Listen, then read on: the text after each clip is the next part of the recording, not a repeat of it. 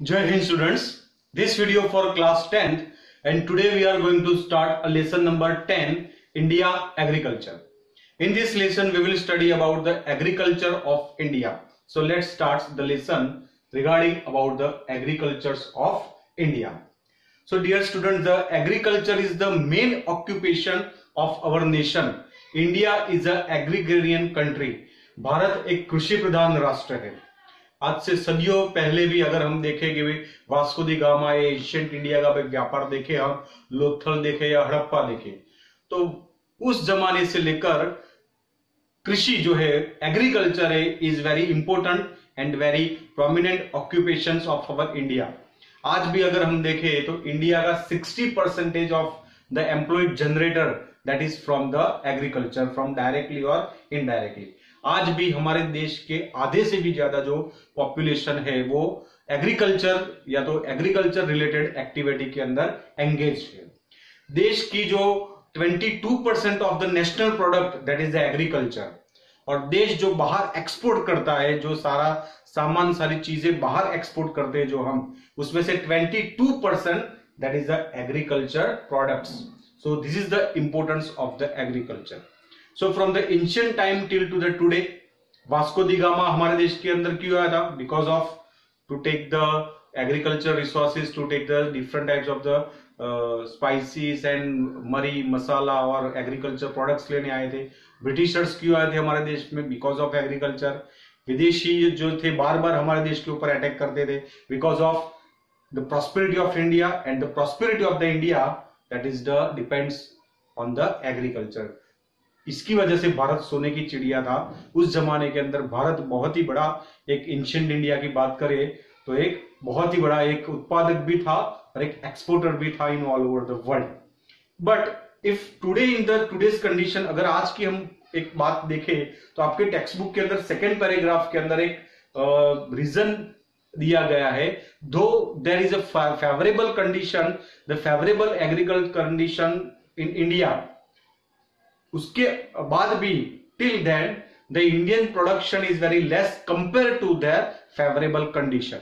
भारत एक agriculture country है और आज का नहीं, सदियों से कृषि प्रधान राष्ट्र है. फेवरेबल एग्रीकल्चर यहाँ पे एटमोस्फियर है. इन 9th standard you have study about the location of India, तो देखे 3 साइड जो है वो वाटर बॉडीज है, एक साइड जो है वो लैंड एरिया है. मॉनसूनल क्लाइमेट है. हमारे देश के जो 3 जो वो सीजन है वो फिक्स थे, विंटर, समर, मॉनसून. और मॉनसूनल क्लाइमेट है कि भाई जून जुलाई से लेकर जो बारिश, जो विंड से वो साउथ से नॉर्थ बहते हैं और वहां पे मॉनसूनल क्लाइमेट है. तो ये हमारे देश के अंदर फेवरेबल कंडीशन है. बाकी के राष्ट्र में देखे, जापान देखे या दूसरे देशों का अगर देखे तो वो वहां पे जियोग्राफिक कंडीशन बहुत ही अनकंडीशनल है. वहां पे तो आए दिन वहां पे सुनामी, भूकंप और ऐसे रहते हैं. उसकी कंपेयर में India has a very favourable climate but very less agriculture because of population growth, because of the illiteracy, because of the poor farmer, because of we are not using the technical, because we are not using the technology in the farm. तो ये सारे जो because of the crowded family, तो ये सारे जो reason है, हमारे देश के जो फार्मर्स है वो इलिटरेट है, टेक्नोलॉजी का भी इतना यूज नहीं जानते, जो डिस्पेरिटी ऑफ इनकम है, जो कंडीशन होने के बावजूद भी कभी कभी जो है प्रॉपर प्लानिंग नहीं होता, टेक्नोलॉजी से जो फार्मिंग नहीं करते, आधुनिक जो मशीन से हम फार्मिंग नहीं करके फर्टिलाइजर्स या पेस्टिसाइड्स और जो भी आधुनिक जो सारे जो प्रोडक्ट्स है या तो उसके सारे जो मटेरियल्स है that we are not using. So that's why though the favorable condition there is a less production in our nation. So these are regarding about the agriculture and about the conditions of our India. Now we will study about the main topics of the lesson. अभी हम आगे बढ़ते, types of the agriculture. So there are the 6 types of the agriculture in our country. So first among them that is a subsistence farming. कि types of जो agriculture है उसमें पहला है ट्रेडिशनल फार्मिंग, मतलब एक परंपरागत खेती. पहला जो प्रकार है कि उसके अंदर क्या होता है कि फार्मर जो है वो सिर्फ अपने लिमिटेड लोगों तक ही वो अपने प्रोडक्ट्स पहुंचा सकता है, और कभी कभी तो सिर्फ वो इतना ही प्रोडक्शन ले पाता है जितना वो अपनी फैमिली को सर्वाइवल कर सके। एक ट्रेडिशनल फार्मिंग जिसके अंदर बैल है, हल है और परंपरागत खेती से वो फार्म करते हैं, जिसके अंदर लेस प्रोडक्शन मिलता है और उसका production sufficient for their family और local people. So this is about the traditional farming. Second number जो है वो है ड्राई फार्मिंग, जहां पे बारिश कम है, that is a less rainfall in our nation, वहां पे होती है ड्राई फार्मिंग। जुआर है, मेज है और पल्सीस है, ऐसे जो है वो क्रॉप्स लिए जाते हैं in the dry farming. Wet farming, that is a more rainfall, जहां पे ज्यादा बारिश होती है, जैसे पैडी, शुगर केन, ऐसे जो एग्रीकल्चर जो प्रोडक्ट्स है, क्रॉप्स है, उनको ज्यादा चाहिए पानी, तो वहां पे होती है वेट फार्मिंग।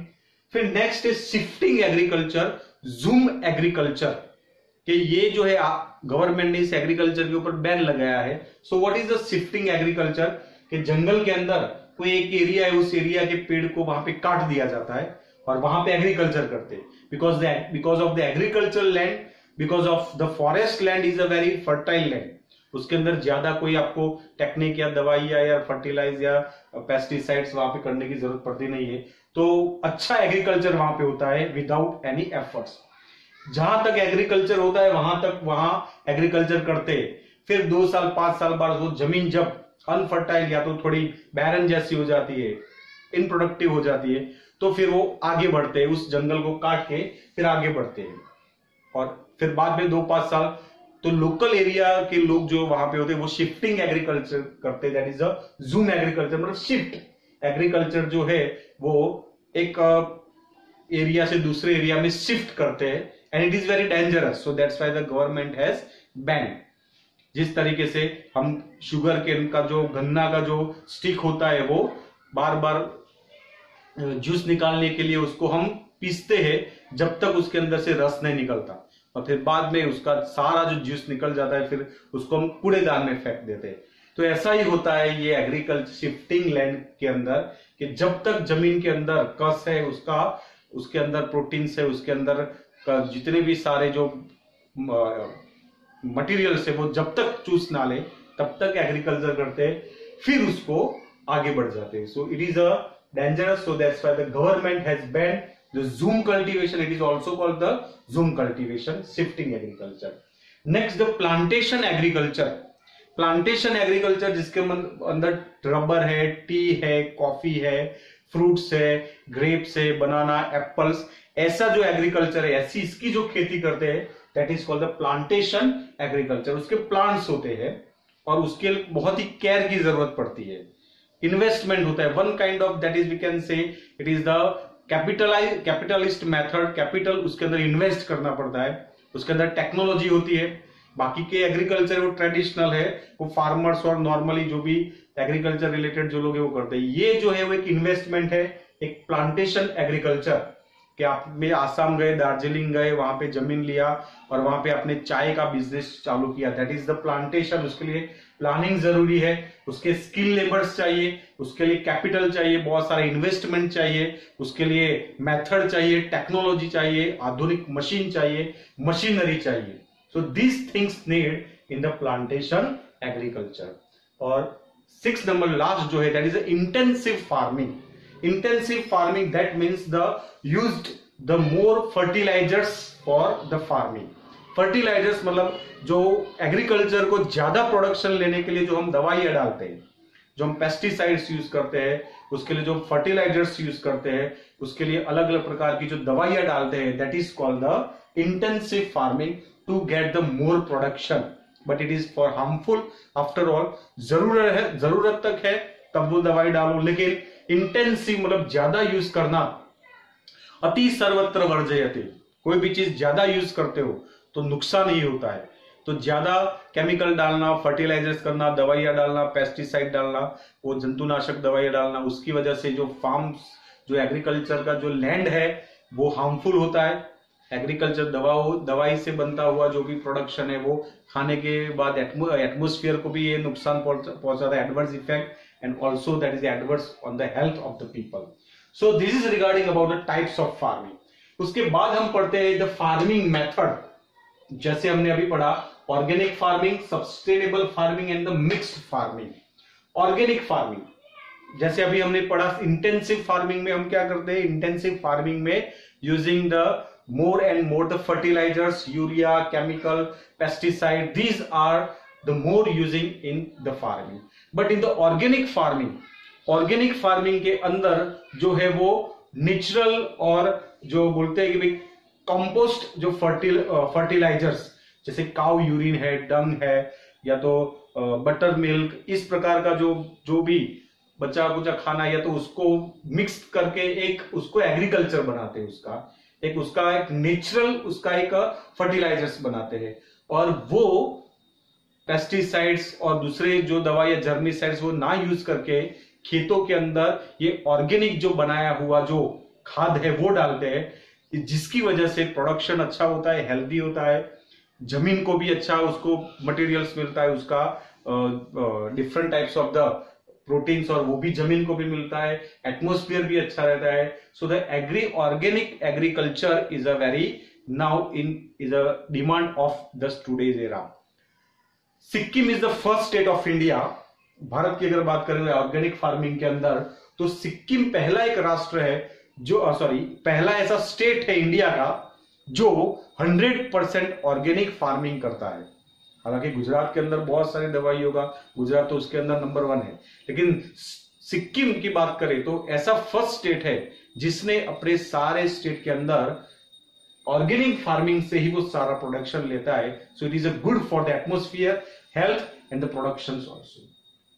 सस्टेनेबल फार्मिंग मतलब मिक्स के एग्रीकल्चर, जहां जरूरत पड़े वहां पे ऑर्गेनिक करो और जहां जरूरत पड़े वो दवाइयां लो।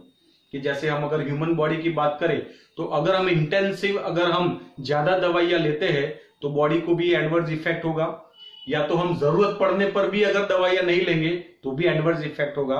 सस्टेनेबल कि जब भी जरूरत पड़े, जब भी हमारी जो तबीयत है वो बहुत ही ये हो जाए तब हम दवाइयां लेते हैं। तो sustainable development will study in the economics also. So sustainable farming मतलब के organic as well as the fertilisers with different types of the chemicals. तो जब जरूरत पड़े खेतों के अंदर दवाइयां भी यूज करो, पेस्टिसाइड्स भी यूज करो, जर्मिसाइड्स भी यूज करो, लेकिन जब जरूरत ना हो तब इंटेंसिव मत करो, ज्यादा उसका यूज नहीं होना चाहिए। That is called the sustainable farming, मतलब एक बैलेंस फार्मिंग। और तीसरा है मिक्स्ड फार्मिंग। मिक्स्ड फार्मिंग के अंदर जितना भी फार्मिंग मतलब ऐसा नहीं समझ कंसेप्ट है कि सिर्फ जो हम फूड ग्रेन्स उगाए या वीट उगाए, पैडी उगाए, that is called the farming. Forest product है, पोल्ट्री है, मिल्क रिलेटेड बिजनेस है, सेरिकल्चर है, एपीकल्चर है, these all are called the mixed farming. Cattle rearing वो भी फार्मिंग ही है। So these all are, it is the parts of the farming. So this is called the mixed farming. Now the next topic is about the agriculture products. तो agriculture product 3 हमारे देश की जो main season है, monsoon, winter and summer. तो monsoon crop, monsoon के अंदर जो क्रॉप ग्रो कर, जो मॉनसून के अंदर जो खेती होती है, जो फार्मिंग होता है, उसको बोलते हैं खरीफ क्रॉप। और ये जो जून से लेकर अक्टूबर नवंबर तक ये फार्मिंग होती है, from June to October November. Paddy, maize, jowar, millet, cotton, तेल, groundnut, these are the major crops of the kharif crop. these are the kharif crop. उसके बाद रबी क्रॉप्स मतलब विंटर सीजन। विंटर सीजन आती है, अक्टूबर से स्टार्ट हो जाता है उसका जो फार्मिंग जो है, टिल टू द मार्च अप्रैल तक ये फार्मिंग होता है। रबी क्रॉप्स वीट, ग्राम, बैली, तो these are the different crops of the rabi crops. फिर उसके बाद है जायद क्रॉप्स। जायद क्रॉप्स मतलब समर के अंदर जो फार्मिंग होता है, that is called the zaid crops. March से ये स्टार्ट हो जाता है, from the March to June. March से लेकर जो जून तक ये फार्मिंग होती है, उसके अंदर पैडी, मेज, ग्राउंडनट, तिल, ज्यादातर जो है उसके अंदर फ्रूट्स, वाटरमेलन, फिर वेजिटेबल्स लाइक द कुकुम्बर। तो ऐसे जो प्रोडक्ट्स की इसके अंदर फार्मिंग होती है, that is the zaid crops. Now the major crops of India. अभी जो ये हमारे देश ये लेसन के जो सारे जो टॉपिक्स है उसके बारे में यहाँ पे एक शॉर्ट में दिया गया। ये लेसन के अंदर हम क्या पढ़ेंगे, तो सबसे पहले फूड ग्रेन्स मतलब अनाज, तो अनाज हम पढ़ेंगे। फिर हम पढ़ेंगे पल्सिस मतलब कठोर, फिर ऑयल सीड्स मतलब ऑयल तेल, फिर हम बेवरेजेस मतलब जो टी कॉफी ये जो सारे प्रोडक्ट्स है वो, फिर हम पढ़ेंगे कैश क्रॉप्स, कॉटन है जूट है वो हम पढ़ेंगे। फिर हम पढ़ेंगे कॉन्डिमेंट्स मतलब अलग अलग प्रकार के मरी मसाला जो है वो हम पढ़ेंगे। फिर फ्रूट्स एंड वेजिटेबल्स। तो these are the major crops of our nations. तो ये है भारत का एग्रीकल्चर। उसमें से सबसे पहला है food grains. So let's start from the food grains. Food grains मतलब जिसके अंदर अनाज है, व्हीट है, पैडी है, मेज है, मिलेट है, जो दाने वाला जो है that is the food grains. तो भारत में 75% जो खेती है वो फूड ग्रेन मतलब अनाज की होती है। 75% हमारा जो देश के अंदर जमीनों के ऊपर जो खेती होती है उसमें से ज्यादातर होती है फूड ग्रेन। और प्रोडक्शन हम जो लेते हैं देश के अंदर एग्रीकल्चर प्रोडक्शन, उसमें से टोटल एग्रीकल्चर प्रोडक्शन में से 50% एग्रीकल्चर प्रोडक्शन जो होता है that is the food grains. तो उसमें सबसे पहला जो है वो पैडी मतलब rice, paddy. So India is the second in the productions of the paddy. The China ranks the first and India ranks the second in the production of paddy. 1/4 of our area, ये सबसे ज्यादा paddy is the major crops of our nations. कि आप north India जाओ, south India जाओ, east India, west India, rice जो है वो सारे जो डिश के अंदर वो है वो राइस है वो मेन है। तो major crops 1/4 of our land that is a grown of the paddy. It is the torrid zone crop. 3 zone होते हैं ऐसे जियोग्राफी में हम पढ़ते हैं कि भाई torrid zone, temperate zone and frigid zone. Temperate zone है वहां पे गर्मी ठंडी बैलेंस में होती है, ज्यादा नहीं होती, ज्यादा नहीं गर्मी ना ज्यादा ठंडी। टॉरिड जोन मतलब बहुत ही उष्ण कटिबंध, बहुत ही ज्यादा गर्मी वाला रीजन। और फ्रिजिड जोन मतलब एकदम ठंडा प्रदेश, north pole south pole. So that is a frigid zone. तो ये जो पैडी है वो टॉरिड जोन का ये क्रॉप है। उसके लिए चाहिए hot humid climate, 20 degree Celsius temperature, fertile and alluvial soil and rainfall more than 100 centimetre. तो ये है पैडी का जो है वो है कंडीशन। ऐसी कंडीशन में पैडी जो है वो ज्यादा होती है। पैडी को, राइस को बहुत ज्यादा पानी चाहिए, बहुत ज्यादा बारिश चाहिए। तो ये उसका एक कैरेक्टरिस्टिक्स है। पंजाब, हरियाणा और उत्तर प्रदेश, उसके अंदर पैडी का प्रोडक्शन लिया गया है because of the irrigation system. ये 3 ऐसे स्टेट है कि इरिगेशन सिस्टम से यहां पे पैडी का प्रोडक्शन लेते हैं। It needs the very more human labourers. ज्यादा उसके अंदर ह्यूमन लेबर्स चाहिए वो प्रोडक्शन के लिए, वो प्रोडक्शन लेने के लिए, खेतों के अंदर काम करने के लिए। तो it needs the more human labours. India की अगर बात करें तो West Bengal, Tamil Nadu, Andhra Pradesh, Bihar and Orissa, these are the states of taking the major crops of the paddy. साल में 2 से 3 बार अगर पैडी का प्रोडक्शन लेते हैं, ऐसे generally 1 crop taken in 1 year. लेकिन कुछ ऐसे स्टेट है जैसे वेस्ट बंगाल है, यूपी है, बिहार है, उड़ीसा है और तमिलनाडु है, वो साल में 2 से 3 बार पैडी का राइस का प्रोडक्शन लेते हैं। गुजरात की अगर बात करें तो गुजरात के अंदर जो सूरत है, तापी है, पंचमहाल है, Ahmedabad, Kheda, Anand and Valsad, this districts are major productions of the crops of the paddy. So this is regarding about the paddy. Paddy in also where there is a less rainfall, to save the water it is also cultivated by the sprinkle irrigation. जैसे sprinkle irrigation होता है, एक होता है drip irrigation. Drip irrigation के अंदर pipe होती है, पाइप के अंदर होल करके पानी छोड़ते हैं तो पानी टपकता है, that is a drip irrigation. Sprinkle irrigation आप लोगों ने कहीं पे भी गार्डन के अंदर ऐसे फाउंटेन ऐसे देखोगे जो ऐसे गोल गोल घूमते हैं और चारों ओर पानी को ऐसे स्प्रेड करते हैं। उसके अंदर less water, using the less water we are getting the more production. So this is a sprinkle irrigation. Next जो हमारा जो है वो दैट इज अ व्हीट। जो व्हीट जो है गेहूं, 1/3 area of our nation that is cultivated of the wheat. Wheat जो है वो रबी क्रॉप है और वो टेम्परेट जोन का क्रॉप है। रबी क्रॉप विंटर सीजन का है और ये टेम्परेट जोन है। उसके लिए चाहिए black and fertile soil, black fertile and loamy soil, more than 75 centimetre rainfall. 100 centimetre से ज्यादा जहां पे बारिश होती है वहां पे व्हीट ग्रो नहीं होते बराबर, can not, that is the more then it is the less then the 100 centimetre of the rainfall. Less, it needs the less labourers, उसके लिए कम लेबरर्स चाहिए। After the green revolution we will study very deeply in ending of the lesson about the green revolution. एक separate short note भी है कि आपके text book के अंदर what is the green revolution.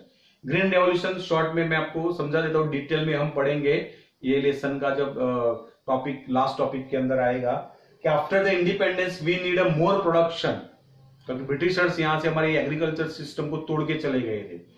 अभी हमको चाहिए था, उस टाइम पे हमारी पॉपुलेशन तकरीबन थी 36 करोड़ और उस टाइम हमको चाहिए था मोर प्रोडक्शन, क्योंकि हमारे एग्रीकल्चर सिस्टम नष्ट करके चले गए। तो एग्रीकल्चर को बढ़ाने के लिए, एग्रीकल्चर ज्यादा से ज्यादा प्रोडक्शन ले सके हम, क्योंकि वो टाइम पे ऐसा था 1950 का टाइम कि हम बाहर से अनाज मंगाते थे।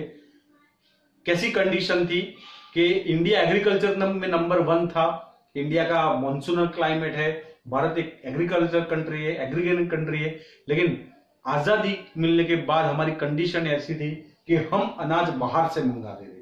तो वो हमारे लिए एक बहुत ही शर्मनाक बात थी।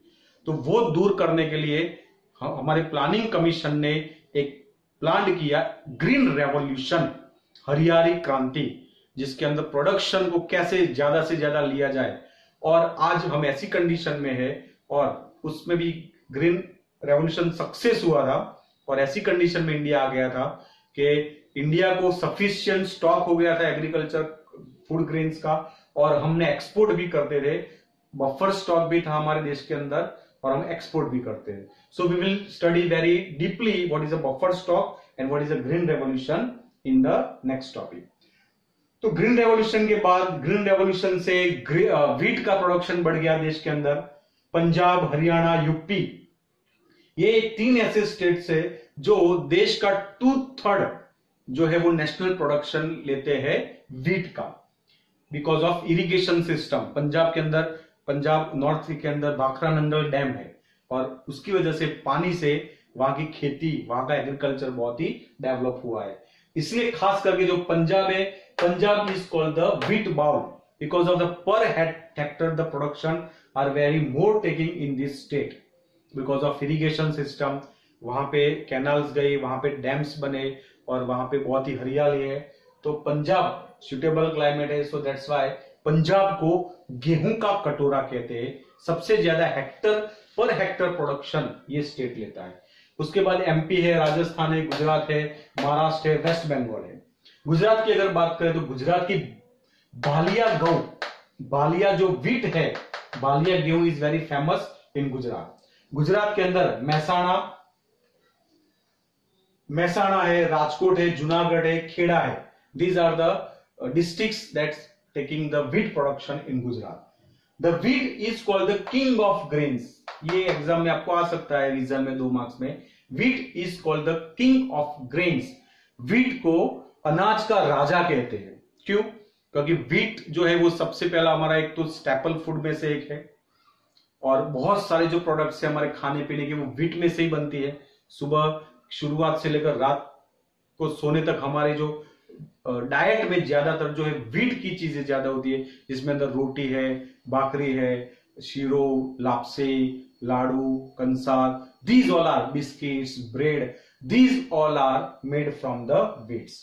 तो व्हीट के बिना, जैसे अगर सिर्फ दाल चावल अगर हम खाते हैं तो व्हीट के बिना हमारा जो डाइट है, हमारा जो मील्स है वो थोड़ा अधूरा हम महसूस करते हैं, पेट बराबर नहीं भरता। तो व्हीट, इसकी वजह से that's why the wheat is called the king of grains, अनाज का वो राजा है। उसके बाद दैट इज द जुआर। जुआर के लिए dry climate and that is a less rainfall, needed the less rainfall and the dry climate. Jowar is the kharif crop and also as well as the rabi crop. दोनों ही क्रॉप है ये। जुआर जो है खरीफ क्रॉप भी है, मानसून में भी ले सकते हैं और विंटर में भी ले सकते हैं। needs a 25 degree to 30 degree Celsius, 125 centimeter of rainfall, black and long type of the soil. States की बात करें तो महाराष्ट्र है, कर्नाटक है, आंध्र प्रदेश है, तमिलनाडु है, Gujarat. These are the major states producing the जुआर. गुजरात की अगर बात करें तो गुजरात के अंदर Surat and Tapi district the produce the maximum jowar in Gujarat. Next the millet. Millet मतलब बाजरी. It is the food of the labourers. जो मजदूर लोग हैं वो ज्यादा ये खाते हैं, उसका यूज करते हैं. 25 to 30 डिग्री सेल्सियस उसका तो टेम्परेचर चाहिए. 40 to 50 सेंटीमीटर ऑफ रेनफॉल उसके लिए चाहिए. Light Sandy that is the land is needed for the millet. अगर हम बात करें गुजरात के अंदर तो राजकोट है, सॉरी स्टेट्स है तो राजस्थान है, Gujarat, UP, Maharashtra. These are the major states producing the millet. Gujarat की अगर बात करें तो गुजरात का Banaskantha, the Banaskantha district of Gujarat that is producing the major millets, the maximum millets in the Gujarat. फिर बात करें तो मेज. मेज दैट मीन मकाई.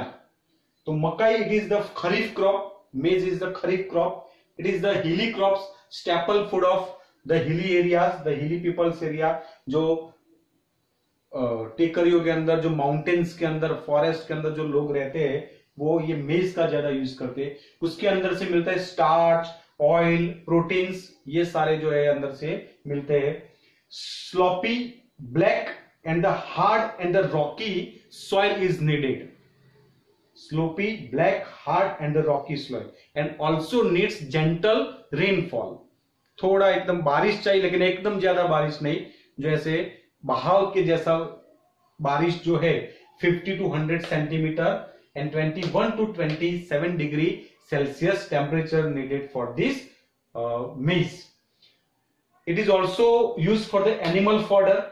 पॉपकॉर्न बनाने के लिए एनिमल्स को, डोमेस्टिक एनिमल से गाय, भैंस, भेड़, बकरियां, उसको खाने के लिए भी उसके अंदर से मटेरियल बनता है. दानी, पॉपकॉर्न, ऑयल भी बनता है उसके लिए. मकाई का जो है वो मेज का जो ऑयल है वो भी यूज करते हैं लोग, एडिबल ऑयल खाने के अंदर. जो मेजर स्टेट्स है Rajasthan, UP, Bihar, Madhya Pradesh, Punjab, Jammu Kashmir, Himachal Pradesh, Karnataka, Andhra Pradesh and Gujarat.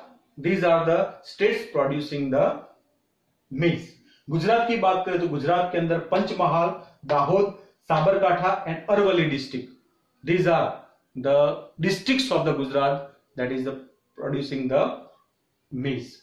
And next, regarding about the pulses, here the completed topic of the food grains. Next is about the pulses. तो pulses कठोर, तुवेर है, ग्राम है, मग है, मठ है, उड़द है. These all are the pulses. तो pulses, तुवर, उड़द, मग, मठ, these are the kharif crop. Tuvar, urad, mug and मठ ये खरीफ क्रॉप है. ग्राम, पीस और मसूर, मसूर की जो दाल बनती है, ग्राम, पीस और मसूर, ये है रबी क्रॉप्स है, मतलब ये विंटर क्रॉप्स है. तो जहां पे बारिश ज्यादा होती है उसके अलावा जितने भी जो स्टेट्स है except where there is a rainfall more, तो वहां पे सब स्टेट्स में इन शॉर्ट पल्सिस ग्रो होते हैं हमारे देश के अंदर. मध्य प्रदेश है, राजस्थान है, यूपी है, उड़ीसा है, बिहार है, आंध्र प्रदेश है, सब स्टेट्स के अंदर ये ग्रो होते हैं. गुजरात की अगर बात करें तो गुजरात के अंदर tuver it is more taken in the Vadodara district. Tuver Vadodara district में ज्यादा लिया जाता है और मग और मठ कच्छ डिस्ट्रिक्ट में ज्यादा इसका प्रोडक्शन लिया जाता है. और उड़द जो है वो पाटन के अंदर ज्यादा लिया जाता है in Gujarat. And by the growing of the pulses the nitrogen is the establishment in the land. Pulses grow करते हैं तो ऑटोमेटिकली जमीन के अंदर नाइट्रोजन जो है वो अंदर इंस्टॉल हो जाता है. तो उसके बाद के क्रॉप्स अगर फार्मर्स अगर पैडी उगाता है, ग्रेन्स उगाता है या दूसरा कोई प्रोडक्शन लेता है, या तो जमीन के अंदर नाइट्रोजन कम है तो फार्मर्स को वहां पे ग्रो करना चाहिए pulses. Because of the growing of the pulses, the productions of taken pulses, the land gets the nitrogen of instalment of the nitrogen. वहां पे नाइट्रोजन का अपने आप ही नेचुरली, क्योंकि पल्सिस के रूट्स में से जमीन को मिलता है नाइट्रोजन। तो ये भी एग्जाम के अंदर आपको आ सकता है। So this is regarding about the food grains and the pulses. In next topic, in the next video, we will study about the oil seeds, beverages and about the cash crops. Jai Hind.